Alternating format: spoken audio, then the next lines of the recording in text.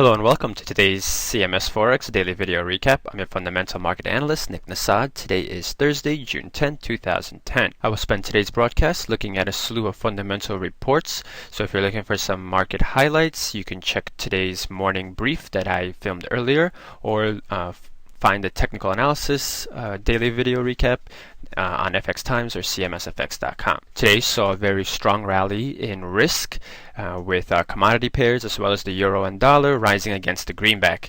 U.S. equities opened sharply higher with the Dow Jones Index up 200 points. We also had confirmation of strong Chinese trade data, a strong report from the Australian labour market, as well as a upward revision of Japanese GDP. Also today, the Reserve Bank of New Zealand raised interest rates. We had the decisions from the European Central Bank as well as the Bank of England, as well as data from the US on labor and trade. So let's go ahead and dive into those reports. First, let's take a look at the Chinese trade balance for the month of May, which widened sharply from its level in April, making it the second straight month of gains, helped by a faster than expected rise in exports. Exports surged 48.5% in May from a year earlier to $131 billion, while imports were up 48.3% to $112 billion. The rise in exports outpaced the 30.2% rise forecasted by economists.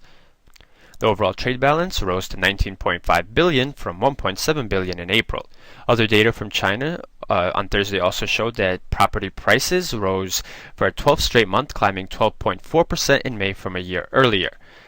The rising housing prices are fueling worries about a bubble, and that could add concern that the government will step up its policy of tightening credit and as well as monetary policy. From the trade perspective, today's data may be good news before the bad news as the European debt crisis curbs the region's demand. Staying with our releases from Asia, Japan's gross domestic product surged by an annualized 5% in the first quarter. That was better than last month's second reading of a 4.9% gain.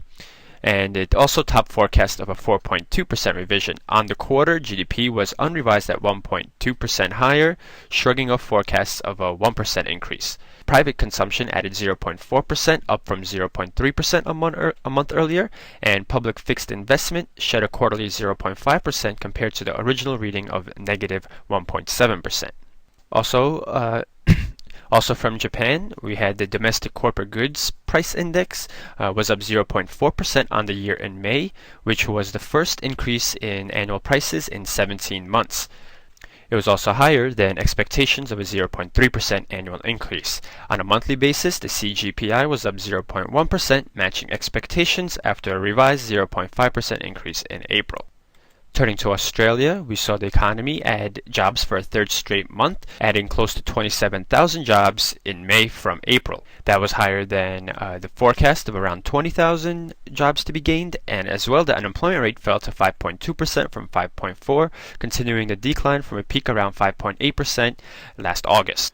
A rebound in demand from China for Australian resources is spurring hiring at companies, especially in mining. The positive jobs data can help to increase the Australian dollar as it increased bets that the RBA may resume its monetary policy tightening. Also, in the Asian session, we saw the Reserve Bank of New Zealand raise its interest rate by 0.25% to 2.75%. It was the first interest rate increase in 3 years, and it signaled that faster inflation is a bigger threat to the central bank than perhaps the growth in the nation's currency. The main drivers of the growth in New Zealand will be higher exports, both in prices and in volume, an improving labor market, and a pickup in residential and business investment. Also, the recovery in trading partners activity is continuing, with growth in Asia particularly strong, along with ongoing growth in America and Australia. So that has so far offset weak growth in some other export markets. However, the fact that bank funding costs are higher, long-term interest rates are higher than short-term interest rates, and a greater proportion of borrowers use floating rate mortgages should all reduce the extent to which the benchmark interest rate will need to be increased relative to previous cycles. So that is an indication that interest rates may not return to the high levels we saw prior to the financial crisis. The European Central Bank held its interest rate decision where it kept rates at 1%, and in its press conference following the announcement, ECB President Trichet, said that the bank will continue to offer unlimited cash and keep buying government bonds as it tries to ease tensions in money markets and fight the European debt crisis.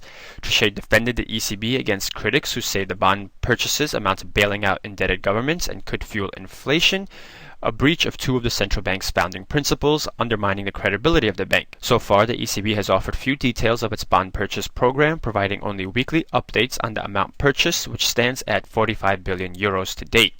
Trichet said that the ECB would continue to provide unlimited 3-month loans to banks at a fixed rate in long-term refinancing operations in July, August, and September, and the move comes amid ongoing signs that banks remain reluctant to lend to each other amid the Eurozone sovereign debt woes. Trichet refused to be drawn on the duration of the government bond purchase plan, saying, however, that it would be temporary, but that the ECB was acting appropriately considering the dysfunction in the money markets.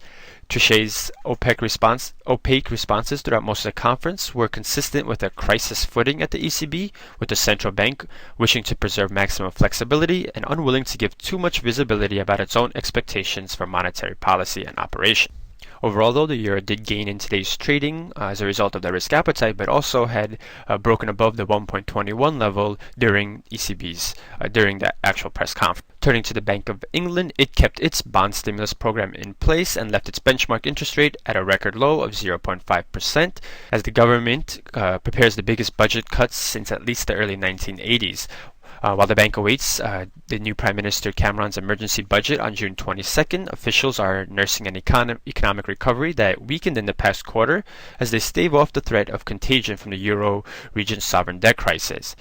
Also, the Bank of England has to be cognizant of consumer prices, which rose at an annual 3.7% in April, the most since 2008, though the bank believes that that jump in inflation is temporary and will recede because of the aftermath of the recession.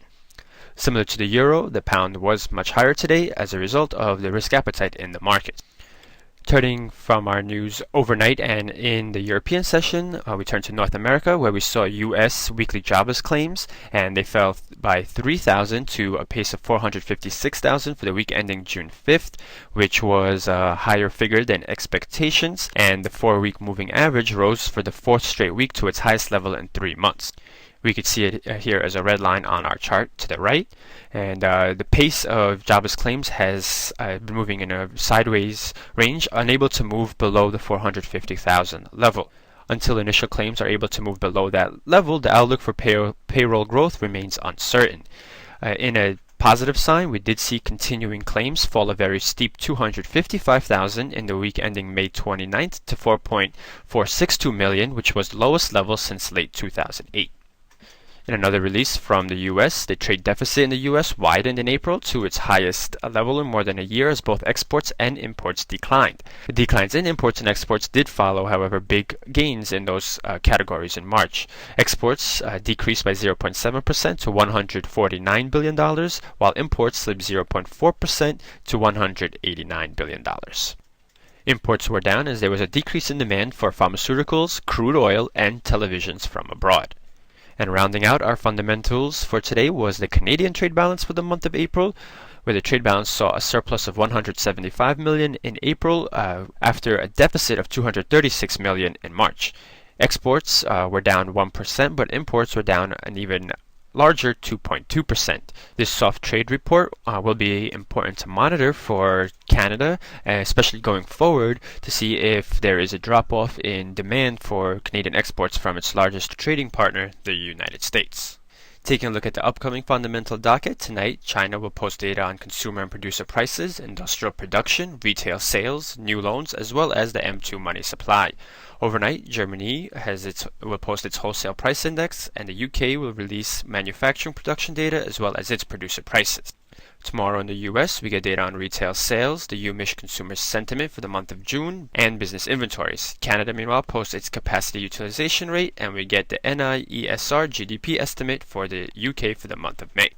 So that'll do it for today's broadcast. For more news, videos, and analysis, please visit our site, cmsfx.com. I want to thank you for watching and wish you good trading.